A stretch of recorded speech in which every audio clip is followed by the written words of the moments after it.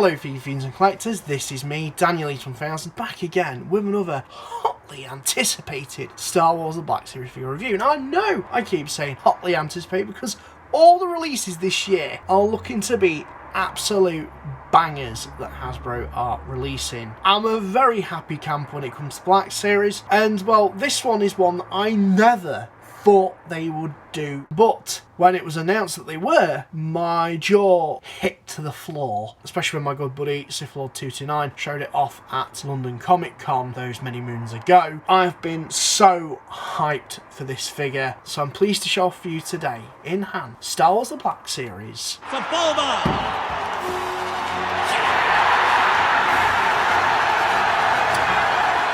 Again, never thought this figure would happen. This is now proven the likelihood of getting some of the other weirder Podracer characters, indeed Glup Shittos, into the Black Series line. But we're here to focus on this boy, and first as usual we're going to take a look at the packaging, of which standard stuff, Star Wars Black Series at the top there, lovely window display where you can see the figure and all the accessories. So there's a nice backdrop faded into that colour palette of the colour banding, which has the name of the media the character appears in, name of the character, number of the character as well, bit of legalese at the bottom, on the side, nothing much really going on other than the colour banding going around the packaging, Star Wars The Black Series. On the other side, a lovely picture of the character himself, with the name at the bottom and that colour fading into the imagery on the back. Again, lovely picture, bit of a bio on the character, which I will include in the description down below. Number of the character and that colour banding, as well as the media that he appears in. A ton of legal garb, and a ton of legal garb at the bottom there as well. So that is the packaging out the way and done with. Let's now take a look at the figure itself.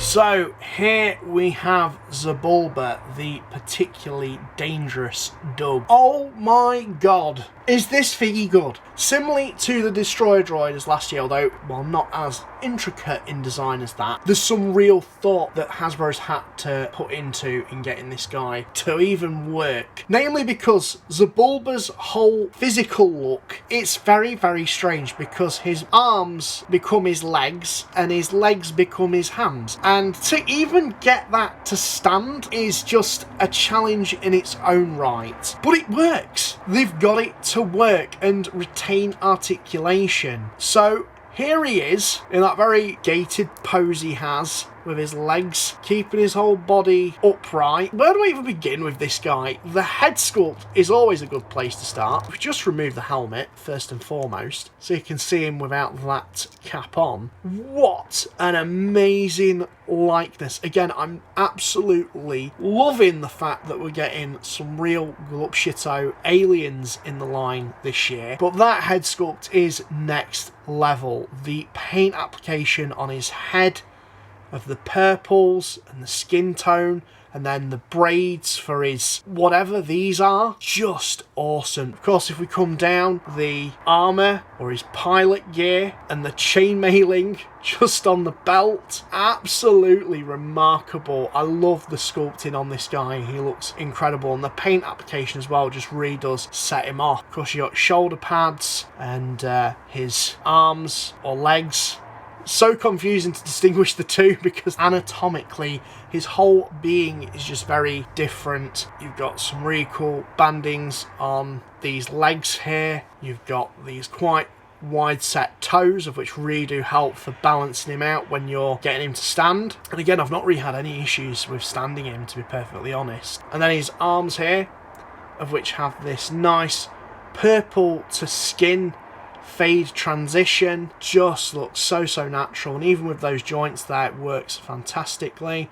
I love the spots as well that we've got on this figure. Then these elbow or knee pads, how you want to look at it, and the gloves, the posing on the hands is just absolutely brilliant. So if we just go into some of the accessories that the figure comes with, he does come with the helmet, of which you can just slot over his ears and kind of smush over his eyes. So that's his really iconic Podracer look. Pairs wonderfully with Anakin, that I have reviewed, link will be up there. Really makes me wonder, actually, in terms of the complexities of this, they included that with Sebulba. They didn't sculpt it on, they had it as a separate piece. So why couldn't they include a Podracer helmet with that little Annie figure? All the articulation, all the special design features that they've had to put in this guy, they couldn't do it on a basic figure like Anakin. Criminal. Cheeky Hasbro, but I do appreciate with this release that you've included a helmet with him that is indeed removable. It's really nicely textured, at least on the helmet.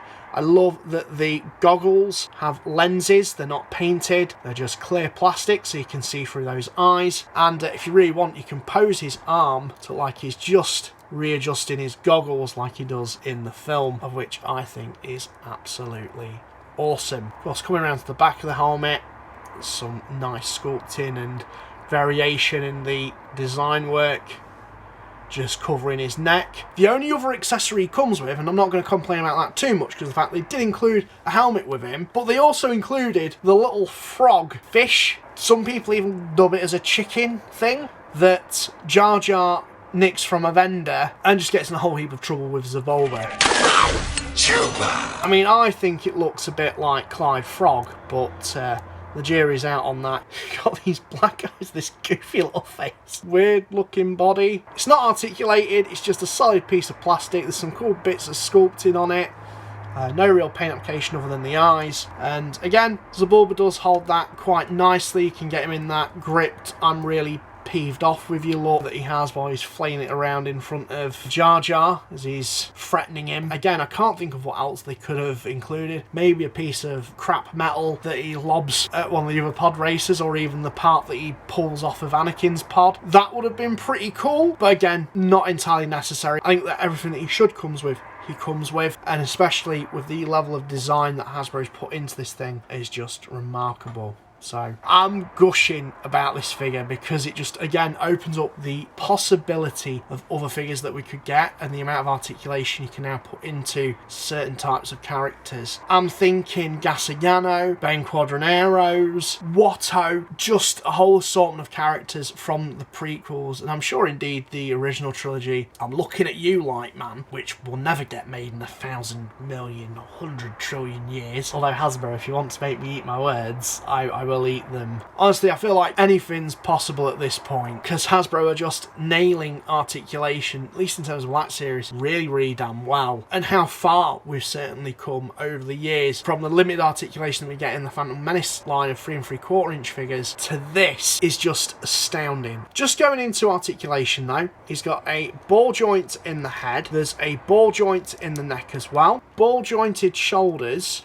ball jointed elbows, ball jointed wrists, ball jointed torso, ball jointed hips, ball jointed knees, ball jointed ankles, and ball jointed feet, I guess, in this instance. So this guy has all the articulation that you could possibly want from a Sebulba. It's probably the most articulation we've seen in a Sebulba action figure, and that to me leaves my jaw droppeth on the floor. Yes, while we don't have a Podracer to fit this 6-inch figure into, it's sheerly the fact that we got this character in this scale that is just utterly remarkable. I'm drinking the sweet tears of vintage collection collectors over this one, I'm sorry to say, because we got him and you didn't, at least in this superior, super articulated scale. He says in clear jest, but I'm serious when I say this absolutely bloody slaps. Would it be nice to get his Podracer? Oh, for sure. Would I know where I'm going to put it on display? Absolutely flipping not. If Hasbro ever do one,